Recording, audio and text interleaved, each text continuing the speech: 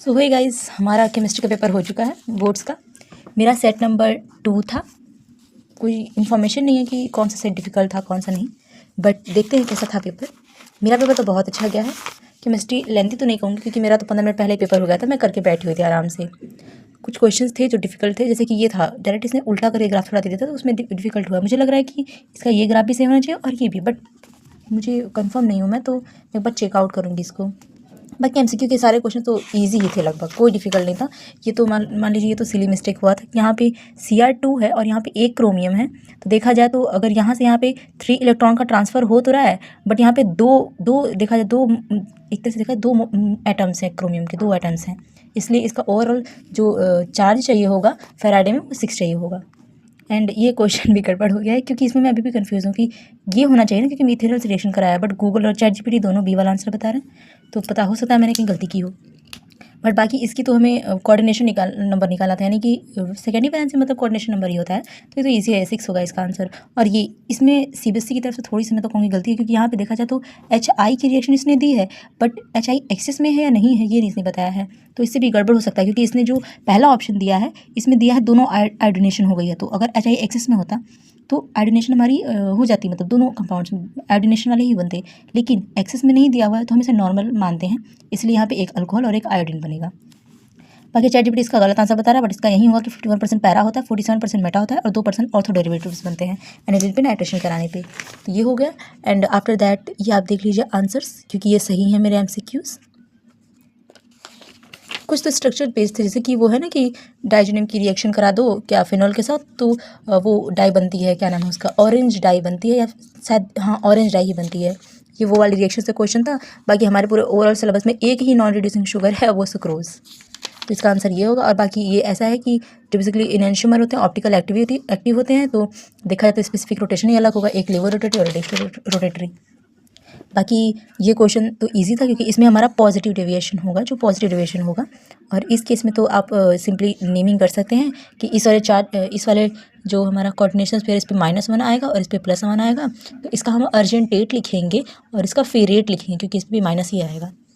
बाकी मैंने ये वाला पोर्शन नहीं किया, ये वाला मैंने किया था। ये मेरा क्वेश्चन गलत हो गया थोड़ा सा, लेकिन इसका सेकंड पार्ट मैंने सही किया है, क्योंकि अगर मैं वॉल्यूम में चेंज करती हूँ तो रेट ऑफ रिएक्शन देखा जाए तो वॉल्यूम पे चेंज करने से ऑर्डर ऑफ रिएक्शन नहीं चेंज होता है, बट वॉल्यूम का मैंने इसका वो नहीं बना पाई थी, बट देखा जाए तो ओवरऑल अच्छा ही नंबर मिलेगा इस क्वेश्चन में भी। थोड़ा सा मिस्टेक हुआ है, बाकी ये तो ईजी है, ये भी क्वेश्चन ईजी, और ये तो डिफ्रेंशिएट करना था, ये तो क्लास 10th वाली डेरिवेशन होती है, डिफिनेशंस होते हैं। ये इस क्वेश्चन में था कि एक हमारा वो है, क्या कहते हैं, एक हमारा इनएंशियोमर है, अरे सॉरी, एक हमारा ऑप्टिकल एक्टिव है और एक इनएक्टिव है, तो सिंपल सी बात है, ऑप्टिकल इनएक्टिव और एक्टिव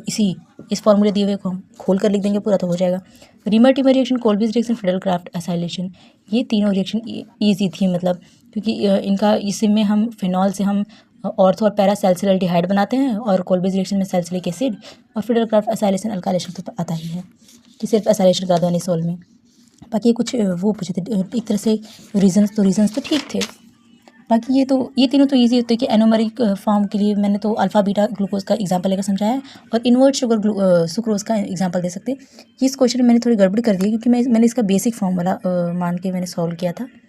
बट इसका होता है कि इसमें थोड़ी सी और लेंदी कैलकुलेशन होती है, मैंने आधी ही कैलकुलेशन पर मतलब करके सॉल्व कर दिया, इसलिए मुझे लग रहा है इसमें ऑब्वियसली नंबर मिलेंगे, ऐसा नहीं कि नंबर नहीं मिलेंगे, बट नंबर हो सकता कटे, इसलिए मैंने पूरा ही काट लिया था।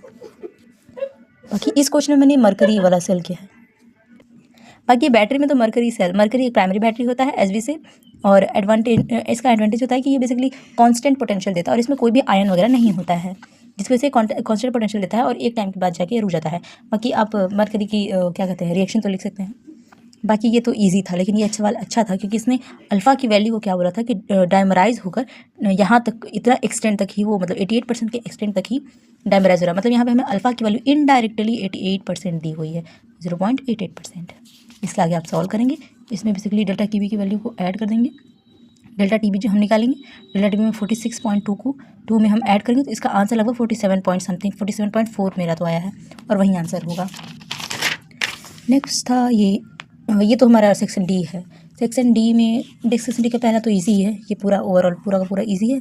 सेक्शन डी का ये सेकंड वाला पार्ट अमीन से था, और ये काफ़ी अच्छा था क्योंकि इसमें हिंसबर्ग से पूछा हुआ था क्वेश्चन। इसका ये था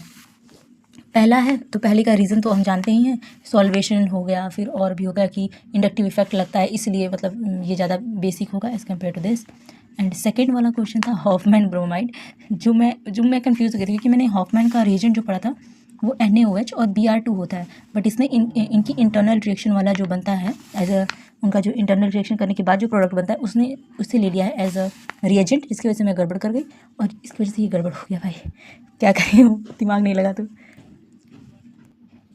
बाकी ये वाली जो रिएक्शन दी हुई है कि आप बताइए कि हिंसबर्ग रीजन में मैंने डाला, अल्कली में डालने के बाद मतलब हिंसबर्ग रीजन में मैंने डाला और फिर रिएक्शन करने के बाद एक हमारे पीपीटी बनी, पीपीटी बनने के बाद वो इनसॉल्यूबल है अल्कली में, मतलब वो सेकेंडरी अमीन होती है, इसका आंसर सेकेंडरी अमीन। आपको जो अमीन दी हुई इसका सेकेंडरी स्ट्रक्चर बना दिया दैट्स इट। और ये वाला पार्ट मैंने छोड़ दिया था, ये नहीं ये वाला था ना, हाँ, NH2 group adenine acetylation carrying out nitration. जो सी वाला पार्ट है इसका आंसर तो यही होगा कि जो सिंपली ये है हमारा NH2, ये क्या करता है कि बेसिकली क्या कहते हैं रिएक्शन होती है, लेकिन उसमें दिक्कत है कि ये हमारा क्या कहते हैं इसका एसिटाइलेशन हम इसीलिए कराते हैं क्योंकि NH2 एक लेविस बेस है और एसिडिक मीडियम यानी कि नाइट्रेशन करने के वक्त हम कॉन्सेंट्रेटेड H2SO4 क्या कहते हैं HNO3 डालते हैं, उसकी वजह से लेविस बेस और एसिड की रिएक्शन ना हो इसलिए हम उसका एसिटाइलेशन कराते हैं, यही होगा इसका आंसर। बाकी ये हमारा E0 की वैल्यू हमने निकाली थी इस वाले पोर्शन की, ई वाला पोर्शन का E0 की वैल्यू ईजिली आ गई थी और डेल्टा G की वैल्यू भी। पहले आप E की वैल्यू निकालो, E0 की वैल्यू वहाँ पे दी हुई है तो उससे हम E0 की वैल्यू निकालेंगे, फिर E सेल निकालो फॉर्मूला लगा कर फैराडे का, नहीं नॉट इक्वेशन लगा के E सेल निकालो, E सेल निकालने के बाद G निकालो डेल्टा G, उसके भी फॉर्मूले हैं। सेकेंड क्वेश्चन नंबर 32 का मैंने ये वाला पार्ट किया था, बी वाला पार्ट, जिसमें 2,4-10P का मतलब सॉरी 2,4 नैनोटोफिनाइल हाइड्रोजन का स्ट्रक्चर बनाना था, बट मैं वो नहीं कर पाई। मैंने बनाया तो लेकिन मैंने शायद आधा स्ट्रक्चर ही बनाया और आधा मुझे याद ही नहीं है, वो छूटिए। बट ये वाला तो मेरा पार्ट सही है क्योंकि देखा जाए तो ये क्या कहते हैं रिएक्टिविटी के लिए अल्डिहाइड सबसे ज़्यादा होते हैं, एंड देन हम ये क्या कहते हैं reactivity is inversely proportional to steric hindrance in case of aldehyde and ketones. Next था give the simple chemical test distinguish benzoic acid, इसके तो मैंने 2 टेस्ट लिखे हुए हैं, एक तुम्हारा NaHCO3 मतलब या फिर सोडियम कार्बोनेट लो, सोडियम बाइकार्बोनेट लो, उसकी जो ब्रिस्क एफर्वेसेंस होता है उसकी वजह से, और एक मैंने लिखा बेंजोइक एसिड और अल्कोहल का टेस्ट जिसकी वजह से कि जो हमारा ईस्टर बनता है वो काफ़ी स्वीट स्मेल देता है, बट पहले से ही हमारा इथाइल बेंजोएट है तो इसकी वजह से रिएक्शन इनवर्स डायरेक्ट मतलब अपोजिट डायरेक्शन में हो जाएगी। Right the reagent of ethanol. हाँ ये जो क्वेश्चन था मैंने पिछले वीडियो में मतलब पिछले शॉर्ट्स में डाला था मोस्ट इंपॉर्टेंट रिएक्शन, उसमें से ही एक रिएक्शन का है ये जिसमें था कि स्टीफन्स रिएजेंट मतलब स्टीफन्स रिएजेंट यूज़ होता है SnCl2HCl, आप इसे टीन डायरेक्ट टीन और HCl भी लिख सकते हैं, मैं तो टीन HCl ही लिख कर आई हूँ क्योंकि मैं खुद कंफ्यूज थी, मैं श्योर नहीं थी कि स्टीफन सी रिडक्शन होगा ना, पर मैंने स्टीफन रिडक्शन लिख कर आया इसलिए मुझे नंबर इसलिए पूरे मिलने वाले हैं। वैसे पहले मैंने दिखाया था उसमें बहुत सारे रोजनमुंड रिएक्शन, स्टीफन क्लेमेंसन रिएक्शन, इन सारे रिएक्शंस को मैंने दिखाया था और उनमें से ही एक रिएक्शन आ गई है क्योंकि पिछले वाले शॉर्ट्स में मैंने यही डाला था। और इसका तो हमारा ये बनेगा, इसका प्रोडक्ट जो बनेगा साइक्लोहेक्सेनॉन बनेगा क्योंकि ये क्या करेगा सेकेंडरी अल्कोहल को जो हमारा ऑक्सीडाइजिंग एजेंट होता है वो क्या कहते हैं उसको कीटोन में चेंज करता है। Last but not the least last question तो मेरा बेकार ही है, बट फिर भी मुझे इतना तो पता था, मैंने इस पार्ट को मैंने किया तो है बट आधी दूरी से मैंने गड़बड़ इक्वेशन को बैलेंस कर लिया है। ये वाला तो इजी था, ये वाला मैंने कर लिया है। ये कॉपर का जो ये होता है ये हाइड्रेशन एंथैल्पी की वजह से होता है और Mn ये तुम्हारा पार्ट सही है। Mn2+ से Mn का हाईली नेगेटिव इसलिए होता है क्योंकि Mn2+ ज़्यादा स्टेबल है as compare to Mn। So overall देखा जाए तो पेपर स्टेबल था, मतलब बहुत ज़्यादा डिफिकल्ट तो नहीं था, अच्छा था, अच्छे लेवल का था, मॉडरेट क्वेश्चंस थे, टाइम टेकिंग भी नहीं था, मतलब ठीक था, अगर बच्चा करता तो अच्छे से कर लेता। होता बहुत सारे लोगों क्वेश्चन भी छूट जाते हैं बट कोई बात नहीं, इतना तो चलता ही है। बाकी पेपर डिफिकल्ट तो नहीं था मेरे अकॉर्डिंग तो नहीं था क्योंकि मेरे तो अच्छे मार्क्स आ जाएंगे obviously. So this was the paper, थोड़ा सा लेंदी था पेपर, अगर पेपर लेंदी नहीं होता तो कोई बात नहीं, लेकिन पेपर अच्छा था।